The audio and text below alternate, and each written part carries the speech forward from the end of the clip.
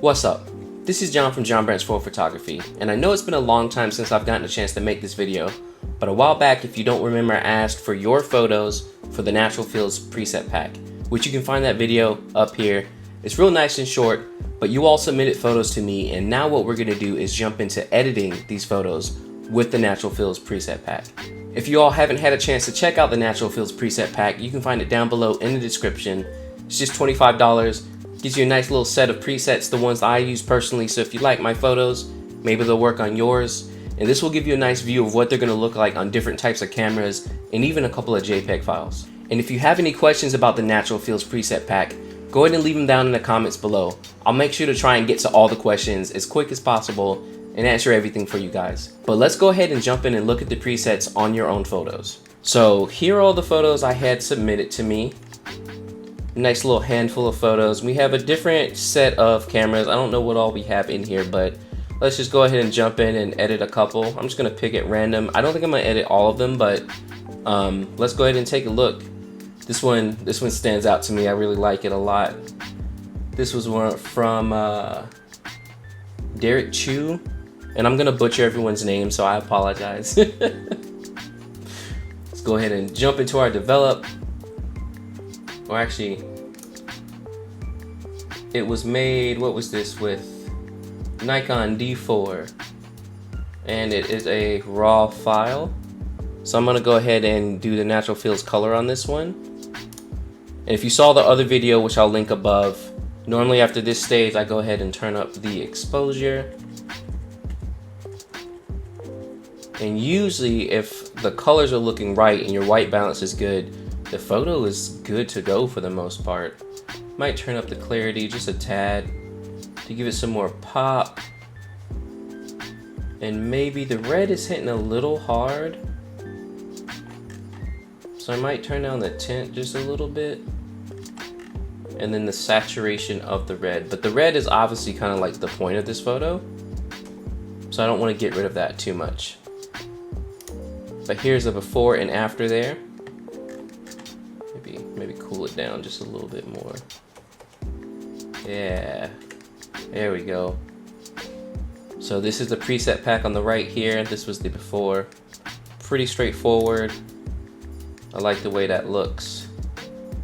Let's hit another photo. This one's really cool actually. I cannot say this name. It looks like Jakub. But this was with a Mark IV. So I'm gonna make a, let me make a copy of this, and then I want to edit a black and white version as well, because the orange version is cool, but I think black and white is gonna really look good on this photo.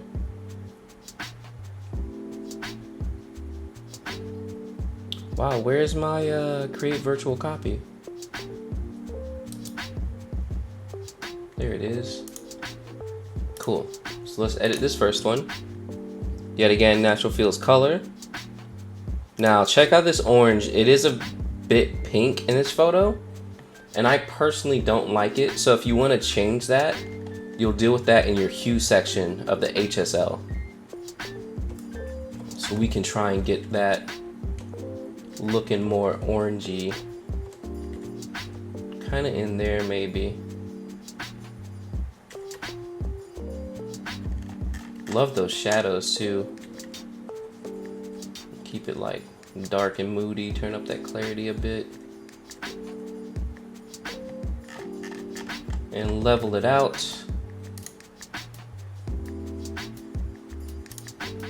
So here's the before and after that. Remember, I HSL'd it a little bit to get those oranges to look more orange rather than them looking pink. So that's the finished color version of that. And then let's jump into the black and white. So this will be the Natural Fills black and white. Pretty straightforward. If anything, I'll turn the clarity up a little bit. Bring the highlights down some. You see that little bit of lens flare in there. And here's the before and after of that. And yeah, as you see, the Natural Fields preset pack really makes it quick and easy to edit. And that was kind of my main thing of making it, because obviously as a wedding photographer, you're going through thousands of photos. So I need to be able to edit as quick as possible. So you'll see that a lot of the times the way the preset is made is so that I don't have to do too much to the photo if I already got the exposure and white balance looking pretty good inside of the camera already. Let's hit this photo. What is this? This is with a Sony 6300. I don't know the Sony brands. This is Tom Shenton. And yet again, sorry for the names. This is a dope photo. I love this. Let me crop it a little, center her up just a bit more. So we'll throw the color on there. So with this one, you see it's a little like too blue. So I want to come up with my warmth, and I want a little bit more tint on it.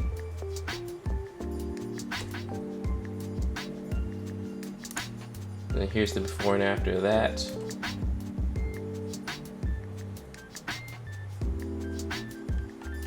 And then yet again, anything you really need to make big changes on will happen right here in your HSL section. So like I can turn up the orange just a little bit and keep her skin looking more natural rather than it being too blue. And there's that photo. Also too, I had a couple questions on my last video about the grain. So there is grain added to the photo. If you come down to the effects section down here, you can turn that off or down if you want to. So you can see there is some added grain, because I do like the grain in there, but you can always come down to effects and just turn that all the way down if you want to. So that's the photo without the grain on it. You can kind of see that close up, and then here is it with the grain again added back to it. All right, let's hit a couple more photos. So I actually want to hit some JPEGs, because this actually works on JPEGs as well. And I know I got a couple of JPEGs submitted to me, so let's see what we have here. Yeah, like this is a JPEG. So we'll throw Natural Fields color on it. And again, it's extra blue, which is that's how the photo was in the first place. So I can go ahead and warm that up some if I want to. And remember, I don't have as much control over my photo now that it's not raw, but I mean, JPEGs are awesome, all in the same. And yeah, that's looking good. Here's our before and after.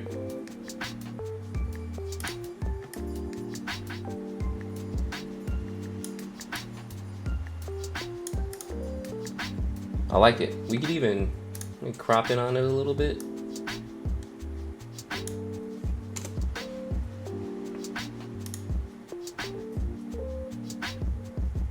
Awesome. More JPEGs. Let's see. What do we have that's a JPEG? I know these are JPEGs up here. Oh no, that's not a JPEG. This one is. Cool. So this was from a Fujifilm X-T2, which already looks good because you know Fujifilm. And I know I'm biased, so. So here we are with our JPEG. Put the Natural Fields on it. Turn up the tint just a tad.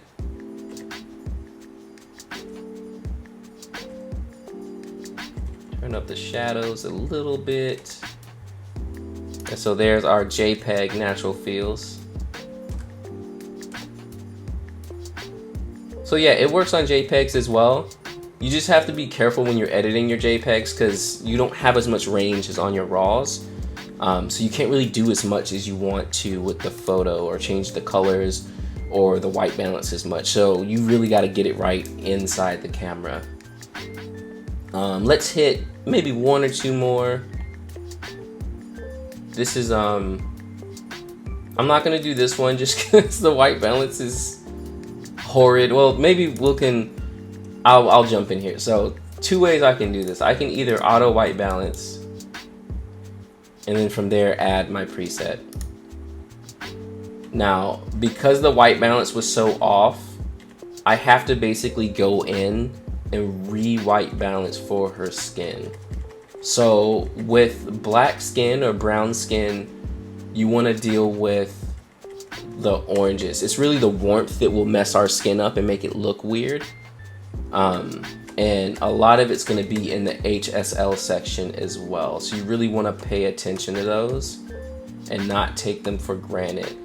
So for instance, if I want to give her skin a little bit more of a glow, I can turn up the oranges more in the HSL, and you see she's getting a little bit more warm in there, a little bit more glow, which is how it should look for the most part in the photo. But yeah, this photo is rough. This is pretty rough as far as the white balance was concerned. Yeah, I think that's about as good as it's gonna get. So here's your before and after with horrid white balance. Now, keep in mind, the preset is doing its job here and keeping things looking nice, but a lot of it has to do with the white balance in the first place. Like, I like my greens a little bit cooler.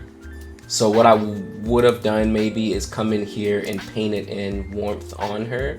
So normally you can just select temperature in your brush, and my auto mask is on, and then I can brush in warmth so that she's a little bit warmer. And then I could either cool down the whole photo and then make sure she's warmer overall, or I can try and paint in the background around her, which usually doesn't work. But you see there, I just made her a little bit warmer. So now that I've done that, what I can do is actually jump back in and cool down the whole photo if I want to, which will get the greens kind of where I want them. So like, I like my greens, they're like a cool green, but you see she's not warm enough now. So I would go back to my brush, click this little dot here. So that's where I brushed on her, and I can hit it a little bit better. And then I can warm up just her.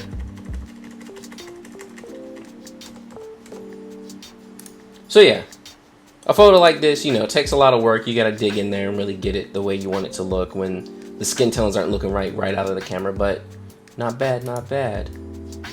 What else do we have here? This is a dope photo too. This is Tom again. He sent a couple of photos.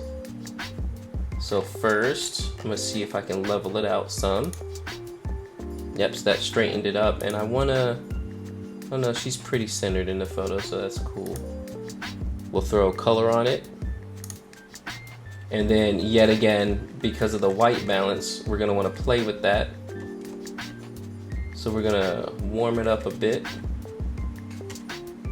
Get some tint in there. And I like it right there. Here's our before and after again. We can also, just because this photo is pretty dope, let me make a virtual copy again.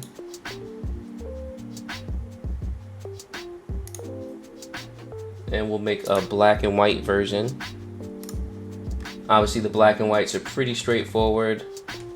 What I do like to do is turn it down a bit and then bump up my shadow some, so that if you saw the highlights in the back, all the white it's a little too bright. So I like to have it nice and dark there, and then turn up the shadows if I need to. So yeah, that's a quick look at the Natural Feels preset. Let's pull up a couple photos. Y'all can get a little close up of these. Bam, look at that. But that's the preset pack. Yet again, you can find it in the description below if you want to grab it. It really is what I use every day, so you see me using it whenever you catch the live streams, and which, if you haven't, check it out. Here's a link to a playlist of a lot of the live streams. But yeah, it's what I use to edit my photos. It's what makes my photos quickly editable, and you can also see it works on any camera because we went through Sony's, Canons, just all kinds of different cameras. So I hope you all liked seeing it in action. And don't forget to subscribe to the channel for more information on photography, wedding photography, and creative entrepreneurship. I'll catch y'all next time. Peace.